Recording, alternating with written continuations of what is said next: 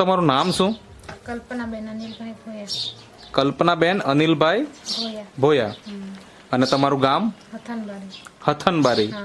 અને તમે અત્યારે જે આ હથનબારીમાં ડેરી ચાલે છે એ ડેરીના તમે મંત્રી છો? મંત્રી. હા. બરાબર. કેટલા વર્ષથી?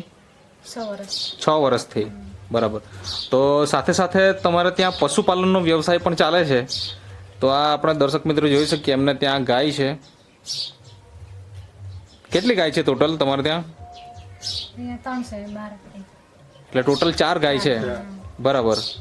તો હવે તમારી પાસેથી માહિતી એ જોઈએ છે કે તમારી ગાયને કંઈક તકલીફ હતી, તો કઈ ગાયને શું તકલીફ હતી એ થોડીક માહિતી આપો. શું ગાયને તકલીફ શું હતી? આચામાં લોહી આવતું હતું. આંચળમાં લોહી આવતું હતું. કઈ ગાય જરા બતાવજો ને. આ જે આ ગાય છે, હા. આ ગાયને આંચળમાં લોહી આવતું હતું દૂધ દોતી વખતે. હા. તો અત્યારે કેવું છે ને કેટલા સમયથી હતું? આ તો વ્યાય ને પછી 2-3 દિવસ પછી આવતું લોહી લોહી આવતું હતું. એટલે 4 આંચળમાંથી લોહી આવતું. હા. બરાબર. પછી એનું શું કરતા? ઉપચાર કંઈ કરાયો ખરો?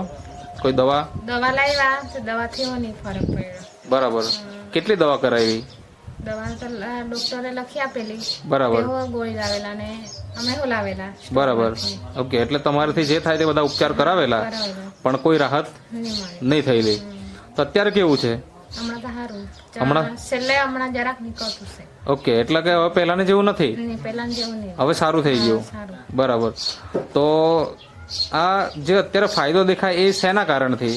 શું તમે વપરાયું કે શું તમે સારવાર કરાવી એ થોડીક માહિતી આપો. તમે શું વાપર્યું તો એનાથી તમને ફાયદો દેખાય છે? એના તો ગોળી તો ખવડાવી તેનાથી નહીં આવ્યું એટલે આ પછી પાવડર. પાવડર ખવડાવ્યો, જરાક બતાવજો ને. આ પાવડર છે જે CFC પ્લસ જે નેટસપ કંપનીનો પાવડર છે, આ તમે વપરાયો. કેટલા ડબ્બા વાપર્યા? એક જ ડબ્બો વાપર્યો. અને એક જ ડબ્બાની અંદર તમને આટલું સુંદર રિઝલ્ટ મળી ગયું. અને આ ડબ્બો છોડ્યાને મતલબ કેટલા મહિના થઈ ગયા અત્યાર સુધીમાં? એક જ ડબ્બો વપરાયો એટલે પછી પાછું તમે વપરાયું કે નથી વપરાયું?